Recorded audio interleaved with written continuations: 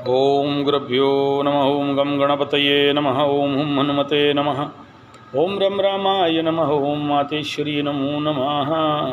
ओम मातृपितृचरणकमलेभ्यो नमो नमः। ओम शांति शांति शांति। हरि ओम।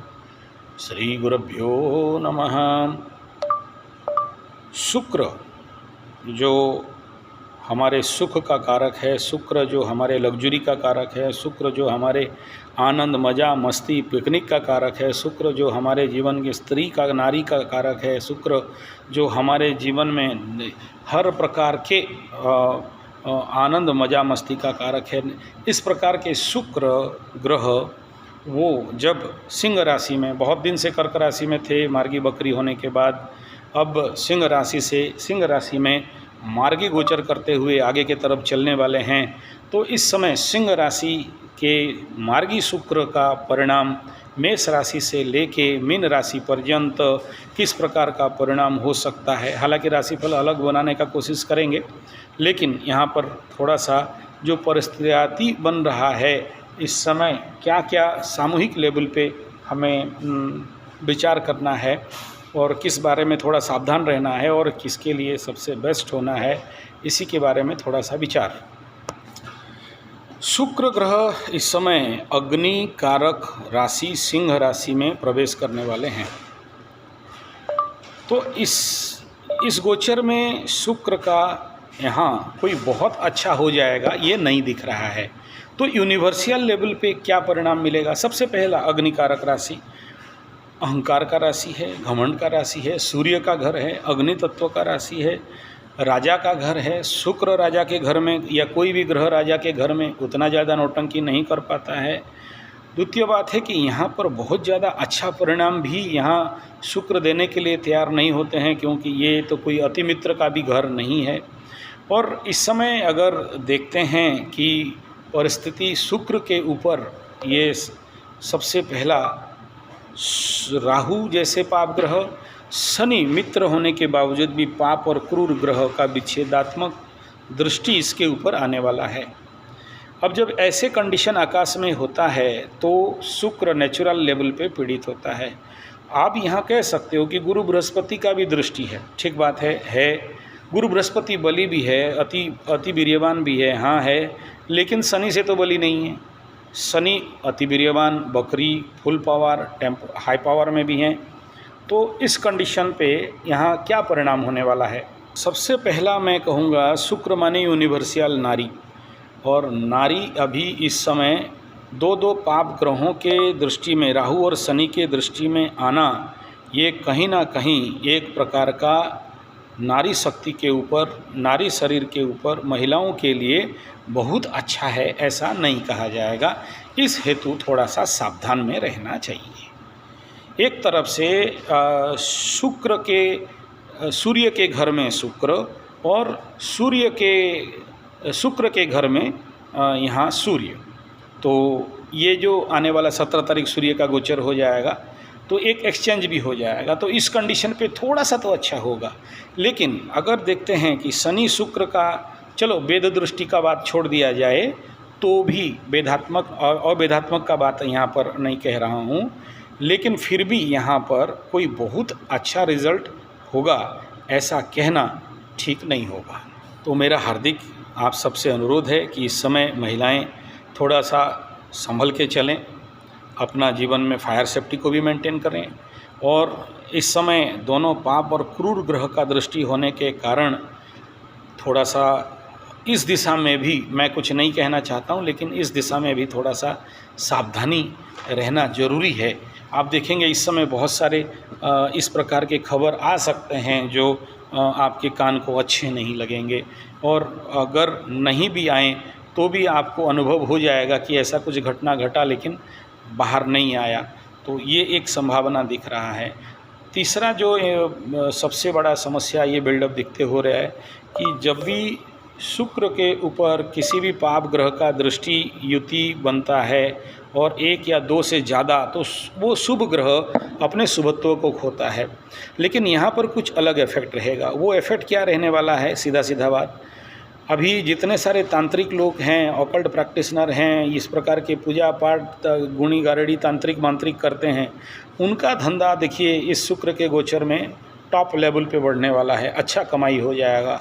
वो नींबू वींबू करके पूजा पाठ करके धुना धुनी लगा के वो तंत्र मंत्र जंतर भूत प्रेत पिशाच इस प्रकार का।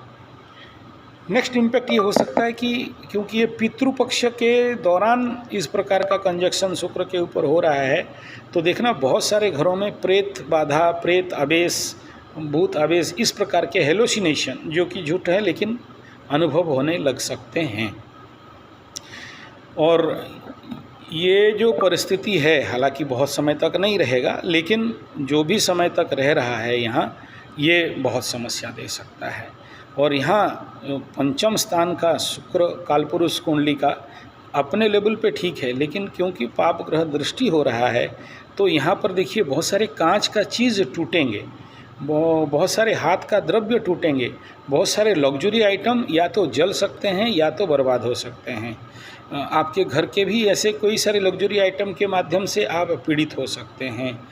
और जो लोग इस समय शुक्र जनित रोग में हैं, वो लोग कुछ ज़्यादा ही उनके एग्रावेशन की तरफ जाने का संभावना है, लेकिन कुछ राशि के लिए अच्छा भी है। तो ये ओवरऑल शुक्र के ऊपर पाप ग्रहों का दृष्टि होना और ये एक्सचेंज होना सूर्य के साथ, लेकिन वो 17 तारीख के बाद, तो इस कंडीशन में बहुत दिन तो नहीं होगा, बहुत कम समय के लिए है, लेकिन ये कहीं ना कहीं इस प्रकार के जो मैं परिस्थिति बताया, सेफ्टी थोड़ा सा मेंटेन करने का आवश्यकता है।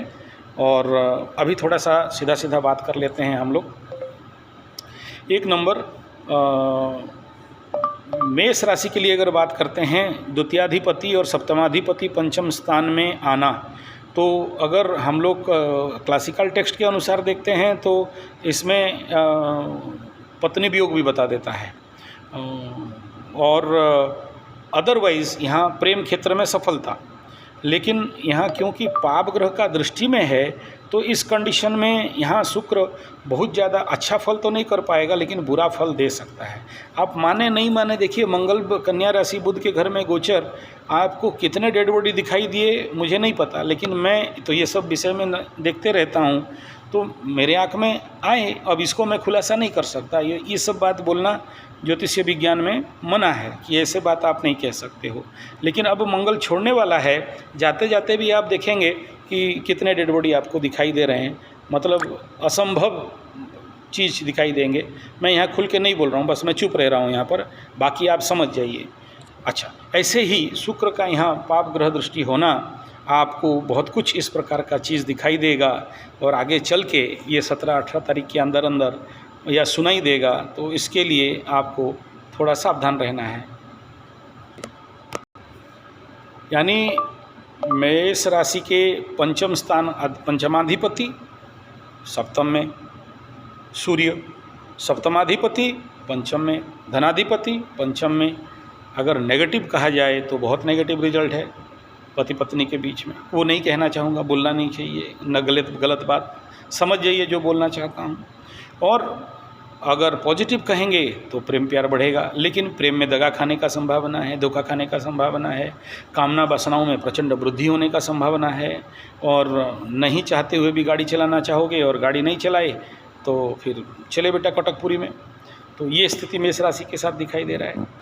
वृष राशि का अगर बात करते हैं तो वृष राशि का यहाँ शुक्र बाबा लग्नाधिपति बन के अपने से चतुर्थ स्थान में जाना, तो वृष राशि वालों के लिए ऐसा भी कई सारे भूमि भवन वाहन माता सुख मन एंजॉयमेंट हैप्पीनेस का वृद्धि है। तो यहाँ चतुर्थ का गोचर अच्छा कहेंगे। दसम स्थान में देख के नौकरी क्षेत्र में, करियर क्षेत्र में कई सारे अपॉर्चुनिटीज़ मिलने का भी बात करेंगे, लेकिन वहाँ ऑलरेडी शनि बैठा हुआ है, राहु का दृष्टि है, तो इस प्रकार के वहाँ जो बहुत ज़्यादा फल मिलने वाले थे उतना ज़्यादा नहीं मिलेगा, फिर भी कुछ फल यहाँ मिल सकता है।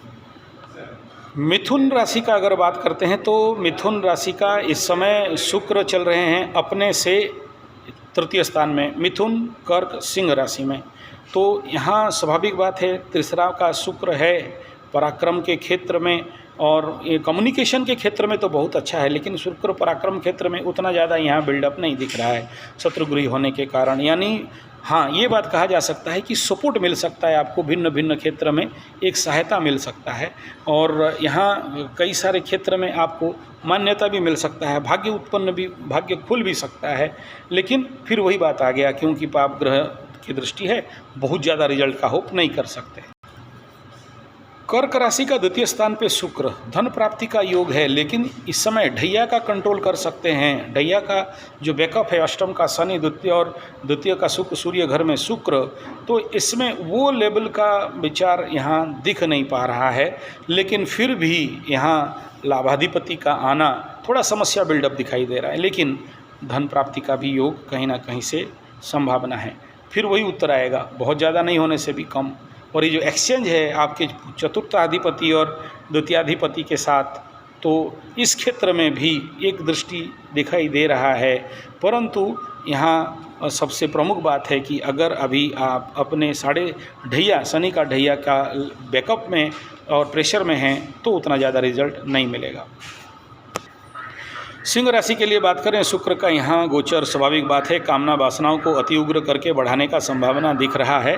इसमें थोड़ा सा सावधानी जरूर रहना चाहिए। शुक्र कोई मित्र तो आपके लिए नहीं है, और साथ में ये जो शुक्र यहाँ आना और साथ में इसके ऊपर राहु और शनि का दृष्टि, बहुत सारे समस्याओं को, इस प्रकार के मैं जो भी बताया, ऐसे समस्याओं को एग्रावेट करने का भी संभावना दिख रहा है। लेकिन एक्सचेंज ऑफर में जब 1-3 के साथ हो जाएगा, तो कहीं ना कहीं थोड़ा सा कमी भी इसके ऊपर आएगा। हालांकि ये कोई ऐसा समस्या नहीं है जो बहुत कुछ एग्रावेशन जैसे दिखाएगा, लेकिन फिर भी कुछ लोगों को इसका अति उग्र दिखाई दे सकता है। कन्या के द्वादश स्थान में शुक्र का यह गोचर स्वाभाविक बात है, खर्चाओं का वृद्धि भी है, और एंजॉय एंटरटेनमेंट, मजा मस्ती का भी वर्धन है, और कामना वासनाओं का भी वृद्धि दिखाई दे रहा है।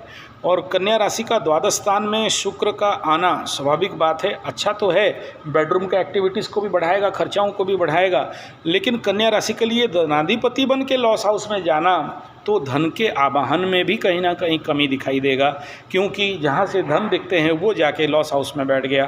तो ये एक विपरीत परिस्थिति आपको दिखाई दे सकता है। इस समय थोड़ा सा आपके इनकम सोर्स में कहीं ना कहीं बाधा आने का बड़ा संभावना दिख रहा है। तुला राशि के लिए ये लग्नाधिपति हो के एकादश स्थान का गोचर हर प्रकार के लिए आपके लिए अच्छा है, नो डाउट। लेकिन इस समय अगर संभाल लेंगे मंगल का गोचर आपके ऊपर, तो कुछ हो सकता है। इस कंडीशन पे एक ही चीज़ दिखाई दे रहा है कि ढेर सारे कामना वासनाएं, मन में इसके कारण उदासीनता, मन में इसके कारण कंप्लेन, मन में इसके कारण उंगली दिखाना, मन में उसके कारण एक तनाव। और ये धनाधिपति लग्न में आना, धन प्राप्ति योग जरूर है, लाभ का घर एक्टिव हो जाना, एकदम रिकवरी टाइम जोन कहा जाएगा। लेकिन इस समय ये जो द्वादश स्थान का यहाँ सूर्य, ये कहीं ना कहीं थोड़ा सा बीच में डिस्टर्बेंस का स्थिति दिखाई दे रहा है। अगर इसको संभाल लेते हैं, क्योंकि यहाँ लाभाधिपति बन के द्वादश में तो लाभ बहुत ज़्यादा नहीं कहा जा सकता है, लेकिन लाभ के घर में शुक्र का आना, लग्नाधिपति का जाना, ये इस एक प्रकार के बैक सराउंडिंग को बिल्डअप करने का स्थिति बता रहा है। यानी बहुत ज़्यादा समस्या तो नहीं कहूँगा, लेकिन एक ही चीज़ आखिरी में आता है, खर्चा, लेकिन उतना ज़्यादा भी नहीं है। वृश्चिक राशि के लिए दशम स्थान का शुक्र, नेचुरली मान सम्मान प्राप्ति, वो ढेर सारे धन का प्राप्ति। लेकिन किसी न अगर आपके कुंडली पर गड़बड़ है, तो यहाँ मान सम्मान का हानि भी हो सकता है। पाप ग्रह दुष्ट में भी है। यहाँ पर एक बात जरूर कहा जा सकता है कि अगर कोशिश करते हैं तो भूमि भवन वाहन खरीद सकते हैं। एक अगर आपका कर्म ठीक है तो हो सकता है आपको रिवार्ड एवार्ड बोनस इत्यादि मिल सकता है। और ढेर सारे जिनको नौकरी नहीं है उनको नौकरी प्राप्ति का भी योग बन सकता है, यानी ठीक है।